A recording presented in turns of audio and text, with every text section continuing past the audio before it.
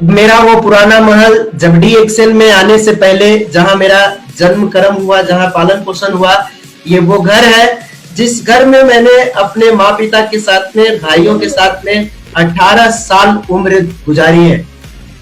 और दोस्तों, ये वो घर है जिस घर में जाड़े के मौसम में और ना ही बरसात के मौसम में और ना ही गर्मियों के दिनों में मुझे चैन मिलता था।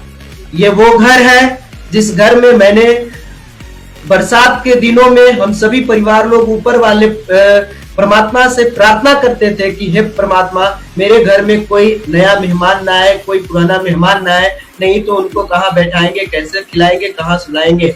ये वो दौर था जिसमें हम लोगों ने काफी संघर्ष किया है और न जाने इस घर को बदलने के लिए मेरे पूर्वज की कई पीढ़ी ने, मुझे लोगों ने पूरा मेहनत करके इसको चेंज करने की कोशिश करा, लेकिन उन लोगों की भी जिंदगी गुजर गई। बाद में मेरे दादा दादी के ऊपर आया, दादा दादी ने भी जिम्मेदारी लेकर खूब मेहनत किया, लेकिन देन वो भी ये घर में रहे और बाद में मेरे माता पिता के पास भी ये आया और उन लोगों के द्वारा विरासत में छोड़ा गया चीज इस घर से बाहर निकलने के लिए हम लोगों के ऊपर भी, हमारे कंधे पर भी ये जिम्मेदारी आ गई। लेकिन हम लोगों ने इससे निकलने के लिए बहुत संघर्ष किया, बहुत मेहनत किया। माय डियर फ्रेंड्स, ये वो घर है जो घर आज के दिन में जब ये याद आता है वो पल, तो लगता है कि सुनसान जगहों पर जा करके और एकदम अकेले होकर के दिल खोल करके खूब रोए, क्योंकि गरीबी की वो दलदल में फंसे हुए थे, गरीबी की उस पायदान पे खड़े थे जहां से आगे की दुनिया दिखाई नहीं दे रही थी। आप इमेजिन कर सकते हैं कि इसमें रहने वाला बंदा क्या खाता होगा, कैसे रहता होगा, कैसे सोता होगा। बरसात के दिनों में रात की नींद हराम हो जाती थी, दिन का चैन हराम हो जाता था। यहाँ तक कि अभी जो गर्मी का मौसम आता है, अप्रैल मई जून का, इसमें जब लहर चलता था तो चारों तरफ से सट्टा लगाना पड़ता था लहर से बचने के लिए। ये हालात थे। ठंड के दिनों में एक जगह आ करके सिकुड़ करके पूरा परिवार रहते थे इकट्ठा होकर के। हालात इतना खराब था कि अपने तन पर अपना तन ढकने के लिए कपड़ा नहीं होता था। बड़े भैया का कपड़ा छोटा हो गया, फट गया, माँ जी उसे फसूल से काट करके पेवर साट करके देते थे तो पहन करके किसी तरह से जिंदगी गुजारते थे। नानी के घर से एक दो कपड़ा मिलता था, लेकिन वो कपड़ा केवल पहन के स्कूल जाते थे, वो आ करके खोल देते थे। ये इतना परिस्थिति इतना खराब था कि जिसको बयान नहीं कर सकते। जब वो दिन आता है तो आज रोने को मन करता है। दोस्तों, इसी गरीबी से निकलने के लिए मेरे माँ बाप ने अब अनपढ़ होते हुए भी मुझे पढ़ाया लिखाया और गांव के सरकारी विद्यालय में मुझे पढ़ाया गया। वहां से पढ़े, लेकिन इस स्कूल में पढ़ने के बाद मानसिक रूप से इतना गुलाम हो गए कि गरीबी का बहुत बड़ा एक्सीडेंट हो गया। इस गरीबी की खाई से निकलने के लिए मेरे कई पूर्वज की पीढ़ी मेहनत की, मेरे दादा दादी मेहनत किए, मेरे माँ पिताजी मेहनत किए, हम लोगों ने 18 साल तक मेहनत किया, लेकिन इस गरीबी की जंजीर कभी टूटी नहीं, गरीबी की खाई कभी फटा नहीं। दोस्तों, इस गरीबी ने मुझे इस उम्र में वो करवाया जो नहीं करना चाहिए, लेकिन कर भी क्या सकते थे। आप गांव देहात में सुने होंगे कि जब जन्म होता है तो ऊपर वाला ने उसके लिए आहार रखता है।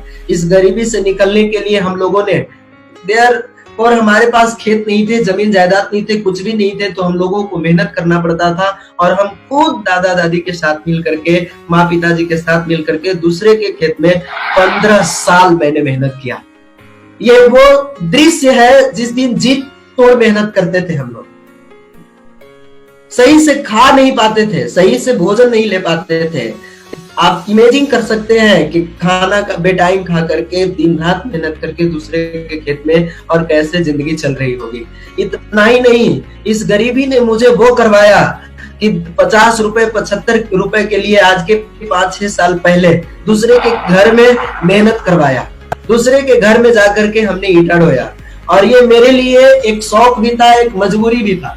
मजबूरी की पैसे नहीं था, मेरे हालात इतना खराब थे कि तन पर ढकने के लिए कपड़े नहीं थे, तो पैसा कैसे आएगा, अच्छा कपड़ा कैसे आएगा, ये सारी चीजों के लिए हम दूसरे के घर में मेहनत करते थे। शौक शौक क्या था कि घर में अच्छा खाना नहीं मिलता था, जैसे तैसे खाते थे, माड़ भात खाते थे, कभी कभी सब्जी बनता था, कभी कभी दाल बनता था, वो भी रिलेशन वाले आते थे, दाल बनता था, उस दिन खूब खाते थे। आप इमेजिन कर सकते हैं कि वो दिन कैसा रहा होगा। दोस्तों, दूसरे के घर में मेहनत किया, दिन तो दिन 50 रुपए के लिए रात में दूसरे के यहाँ शादी ब्याह में जाकर के रात में डेकोरेशन में 50-50 रुपए के लिए रोड लाइट टांगा। ये वो दिन था जब जाते थे गर्मी के दिनों में, दिन भर ऐसे ही ट्रैक्टर के डाला में बैठ करके मुंह गमछा से बांध के बिना खाए पिए जाते थे कि 50 रुपया मिलेगा। रात में डेकोरेशन में जाकर के रोड लाइट टांगते थे। एक समय आता था कि जब भूखे पेट में चूहा कूदने लगता था, भूखे छटपटाते थे, तो सोचते थे कि खाना जब बाराती लोगों को खिलाया जाएगा, जाके खाएंगे। एक दिन का ऐसा समय आया कि हम जा करके और भूखे तड़पड़ा रहे थे, जाके जहाँ पे पंडाल के बगल में चौकी पे खाना रखा होता है, वहीं पे खड़ा हो गए पीछे हाथ करके कि लोग मुझे खाने के लिए देगा, हम मांगेंगे। लेकिन वहां पे खाना चलाने वालों ने कुछ ऐसा बिहेव किया कि मुझे भूखा ही रहना पड़ा। उन लोगों ने बोला कि देखो रोड लाइट टांगने वाला आया है, ऐसा है कि ऐसा न कि पापड़ लेके भाग जाए, पूरी लेके भाग जाए, और रोते हुए वहां से चले। दोस्त, हालात इतना खराब था, पूरा संघर्ष किए हैं, लेकिन कभी भी किसी भी काम से पीछे मुड़ करके नहीं देखे। आज जब ये दिन याद आता है तो आंख से खुशी के आंसू छलकते हैं। लगता है कि बाहर डीएक्सएल कहां से कहां ला दिया है। आज डीएक्सएल नहीं मिला होता तो शायद हमारी जिंदगी नहीं बदलती। आज ये डीएक्सएल है कि डीएक्सएल ने मुझे एक नया जिंदगी दिया है। दोस्तों, जब हम दुनिया से थक हार करके बैठे थे 2014 में 12 अप्रैल को, जब ये रास्ता मेरे पास आया तो मैं मीटिंग में गया। मुझे किसी ने डीएक्सएल इंट्रोड्यूस करा और मैं उसकी बातों में ना आकर के, बल्कि बहुत से उनके पास प्रेजेंटेशन फाइल था। प्रेजेंटेशन फाइल देखने के बाद और फिर अपलाइन से बात करने के बाद मीटिंग में गया। तो मीटिंग में 3-4 घंटा मीटिंग हुई और देन फॉर 7 या 8 लोग होंगे समथिंग उस मीटिंग में। मैंने उस मीटिंग को अटेंड किया, बैठा और पूरी मीटिंग को सुना ध्यान से। लेकिन उस मीटिंग में मेरे जीवन की सबसे पहली खुशी थी। खुशी इस बात की नहीं कि हम मीटिंग में गए हैं, बल्कि खुशी इस बात की थी कि मीटिंग में जाने के बहाने जो 50 रुपया फुटपाथ पर कपड़ा लिया गया था, वो कपड़ा पहनने को मिला था। मीटिंग सुना। मीटिंग सुनने के बाद मुझे कुछ भी समझ में नहीं आया कि डीएक्सएल कौन कंपनी है, क्या करती है, प्रोडक्ट क्या है, प्रोडक्ट क्या करता है, सिस्टम क्या है, कुछ नहीं। लेकिन जो स्पीच दे रहे थे जी, जो बता रहे थे प्लान, सारा चीज कंपनी के बारे में, मुझे उनकी बात से एक चीज समझ में आ गई। उन्होंने बताया कि अगर आप यहाँ 3 से 5 साल मेहनत कर लीजिएगा तो पूरी जिंदगी बदल जाएगी, पूरा जीवन में एकदम आजादी मिल जाएगी और खुशहाली आ जाएगी। मुझे यही वो बात मेरे दिमाग में घर कर गई और मैंने वहां से ठान लिया, कमिटमेंट कर लिया, निर्णय लेकर के। क्योंकि किसी भी जिंदगी में बड़ी बदलाव के लिए एक बहुत बड़ा चीज होता है, वो होता है निर्णय, वो होता है कमिटमेंट। और मैंने निर्णय लेकर के वहां से निकला। मैंने आकर के मीटिंग के बाद पैसे के लिए लग गया, लेकिन पैसे के लिए जब लगा तो मेरे पास पैसे नहीं। मैंने पिताजी को, माँ जी को, भैया को कॉल किया, वहां से पैसा नहीं आया, क्योंकि कमाने वाले एक ही थे, खाने वाले हम लोग सभी थे। 4 भाई, बहुत कमी थी। और हुआ क्या कि जब मैंने अपने दोस्तों के साथ जब जा करके मैंने पैसा मांगा, दोस्तों को पैसा दोस्तों को पैसा मांगा तो दोस्त लोगों ने पैसा देने से इनकार कर गया। इतना ही नहीं, आपको दोस्त के पिताजी लोगों के पास पैसा मांगने गया, उन लोगों ने इनकार किया। यहाँ तक कि रिश्तेदार के लोगों के पास मैंने पैसा मांगने गया, रिश्तेदार लोगों ने पैसा मना किया। जब चारों तरफ से रास्ते बंद हो गए, जब कोई ऑप्शन नहीं था, मेरे पास पैसा नहीं था, तो मुझे लगा कि जिस खेत में काम करते हैं उस खेत के मालिक के पास आएंगे। और मैंने उस खेत के मालिक के पास गया। 2 बार गया, खाली हाथ वापस आया। तीसरा बार ठान लिया कि अभी जब तक पैसा नहीं मिलेगा तब तक उसके घर से नहीं आएंगे। और मैंने गया और किसी तरह से आनंद फानंद में 20 रुपए के स्टाम्प पेपर पर लिख करके, बजाते पूरा बॉन्डिंग बना करके कि पैसा नहीं देने पर ये चीज हम जब्त कर लेंगे। 8,000 रुपया 5% ब्याज पर मुझे कर्जा दिया जाता है। और मैं जितना मीटिंग में सुनने के बाद और पैसा नहीं होने के पहले जितना हम नाराज थे, नाखुश थे, उतना ही डबल खुशी जब पैसा मेरे हाथ में आ गया तो मिल गया। और मैंने उस पैसा को प्राप्त करके तुरंत सर को कॉल किया, सर आइए और मेरा ज्वाइन कराइए। रवि सर पति पत्नी दोनों, रीता दी भी साथ में एक बाइक से आते हैं और अप्रैल का महीना होता है, 12 अप्रैल 2014 को डीएक्सएल में मेरा ज्वाइनिंग हो जाता है और तब से मेरा डीएक्सएल में सफर शुरू हो जाता है। जब अपने यहाँ स्टॉप पॉइंट नहीं होता था, हमारे घर से 16 किलोमीटर दूर और 16 और 3 19 लगभग 20 किलोमीटर दूर स्टॉप पॉइंट होता था और वहां पे पीवी कटाने के लिए जाते थे, अपने टीम के लोगों का पीवी कटाने के लिए जाते थे, लेकिन न तो जाते भाड़ा देते थे न आते भाड़ा देते थे। क्यों? क्योंकि पीवी कटाने में 1 रुपया कम न हो जाए, इसलिए उस पैसे को पैकेट में न रख करके बेल्ट लगाने का जो ये होता है, ये पट्टा होता है, इस पट्टे में ब्लेड से काट करके इसमें पैसा रखते थे। ये कंडक्टर कहाँ पैसा देखेगा पैकेट में, इधर तो हाथ लगाएगा ही नहीं। और पता नहीं कितनी भली बदी गाड़ियां सुनते थे, कभी कभी कहाँ उतरना था कहाँ उतार देता था, पैदल आते थे। बहुत सा संघर्ष रूपी हम आगे बढ़े, धीरे धीरे धीरे धीरे जब इससे मेहनत करते गए। डीएक्सएल में कहा जाता है कि स्टार लोग बनता है, तो हम स्टार भी बन गए और ये मेरे जीवन की वो सबसे बड़ी उपलब्धि थी, बड़ी खुशी थी। जब हम स्टार बने थे तो इसका महत्व उस दिन हमको समझ में आया था। और उस दिन शाम का समय और झमाझम बारिश हो रही थी, हल्का बूंदाबांदी हो रहा था। शर्ट का दोनों बटन खोल करके नंगे पांव अपने गांव की गलियों में बहुत दूर तक घूमे और खूब चिल्लाए कि हम स्टार बन गए, स्टार बन गए। पूरा आनंदित हुए थे क्योंकि उस दिन मेरे मोबाइल पर फोन से बधाई आया था, बहुत सारे लोगों ने मुझे बधाई दिया था, बहुत सारे लोगों ने मुझे उत्साह बढ़ाया था और उस दिन लगा कि मैं कुछ बन गया। स्टार बनने के बाद बहुत खुश हुए। फिर धीरे धीरे करते गए, हमारे अपलाइन मुझे गाइड करते गए, बताते गए और मैं करता गया। एक ही चीज लगा कि जब डीएक्सएल में हम स्टार बन सकते हैं तो रूबी भी बन सकते हैं, और रूबी बन सकते हैं तो डायमंड भी बन सकते हैं, और डायमंड बन सकते हैं तो क्राउन एम्बेसडर भी बन सकते हैं। ये चीज लेकर के हम आगे बढ़ते गए और एक समय आया जब हम रूबी बने।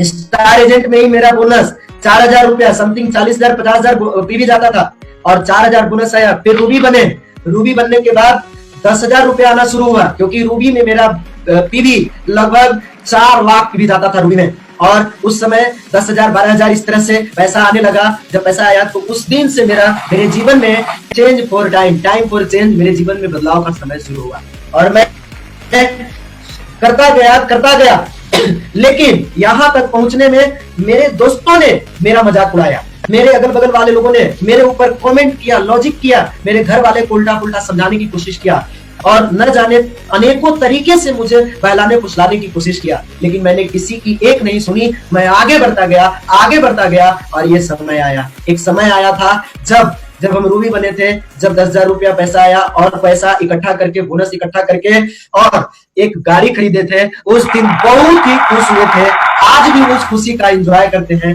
वो गाड़ी मेरे ही खानदान में, मेरे घर में पहली गाड़ी थी जो 53,000 रुपया का सेल्फ स्टार्ट बजाज प्लाटिना का गाड़ी लिए थे, बाइक लिए थे और बहुत खुश हुए थे। अगल बगल के लोगों में, माहौल में खुशी की माहौल आ गई थी। इस तरह से इससे भी मेहनत किए, धीरे धीरे मेहनत करते करते इससे 3 साल मेहनत की। लगा कि अब हम मेहनत करेंगे, जब पहले कुछ नहीं था अब तो कुछ हो गया, अब और मेहनत करेंगे। इस तरह से मेहनत करते करते 3 साल लगातार मैंने मेहनत किया और 3 साल ना जाड़ा, ना धूप, ना दोपहरिया, ना बरसात, ना गर्मी, कुछ नहीं देखे। करते गए प्रोडक्ट लाद के कटा करके, कभी बस से, कभी रात में तो कभी दोपहर में लाते थे। जाड़े के दिनों में ठिठुर जाता था हाथ पांव, पूरा वो नाक से एकदम नोजल ड्रॉपलेट होते रहता था।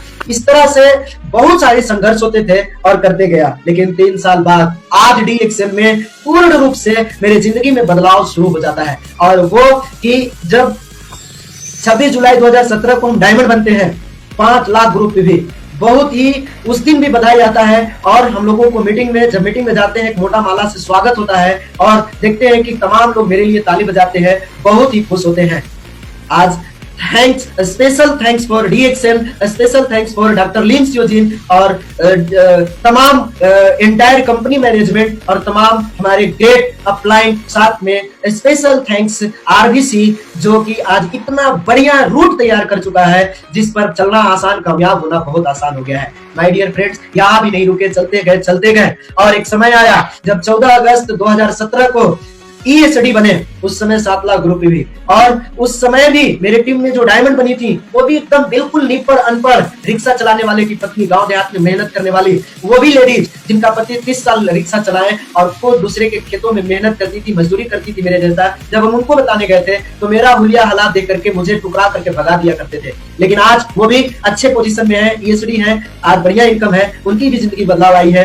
दोस्त धीरे धीरे आगे बढ़े और 12 अप्रैल 2018 को हम SSD बन गए। जब सीनियर स्टार डायमंड बने थे तो उस समय मेरा DXL का हाईएस्ट बोनस 63,000 रुपए आया था।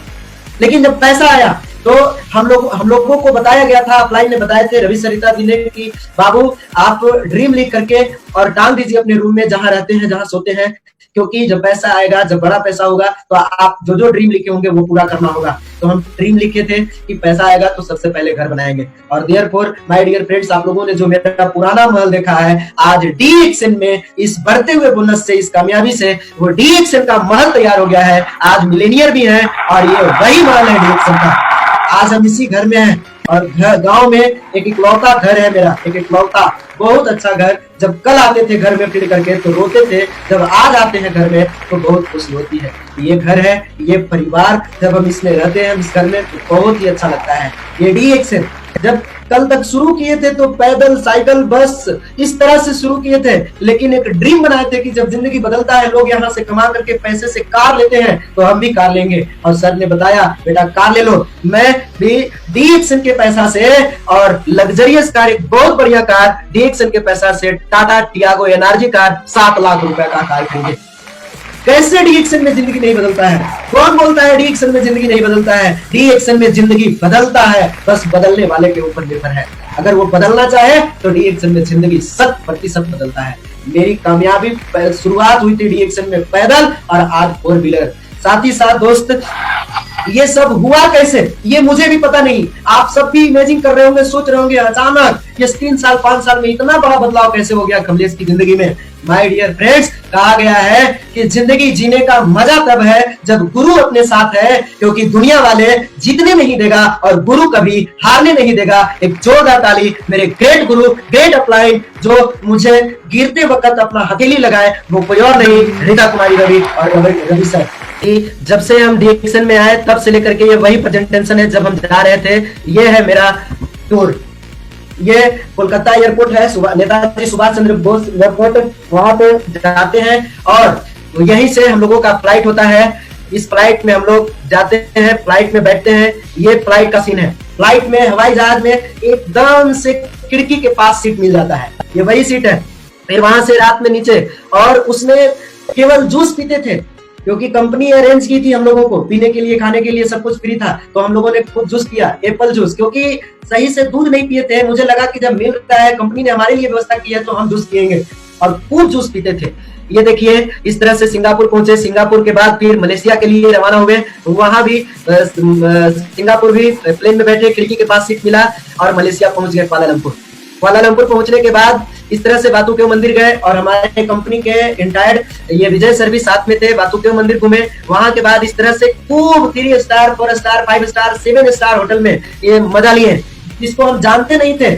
लोग मेरा YouTube पर वीडियो देख करके, जब हम मैसूर गए थे तो परवीन सालुंके सर ने मेरा एक इंटरव्यू लिया था और YouTube पर पब्लिश किया था। तो वो लोग बहुत दूर दूर से आए हुए थे, हमें देख करके बोले कि आप बिहार से कमलेश हो। मैंने बोला हाँ, जान पहचान होती है, बहुत सारे लोगों से इस तरह से जाते हैं। और वहाँ स्पिरुलिना की खेती कैसे होती है खुद विजिट करके, स्पिरुलिना का खेती देख करके हम लोग आए थे। वहाँ कंपनी देखे, हाथ से छू करके गैनोडर्मा की असली में कैसे खेती होती है, कैसे नेचर तरीके से डॉक्टर लिम ने पैदा किया है गैनोडर्मा को, ये देख करके वहां से आए, बहुत ही मजा आया। मैं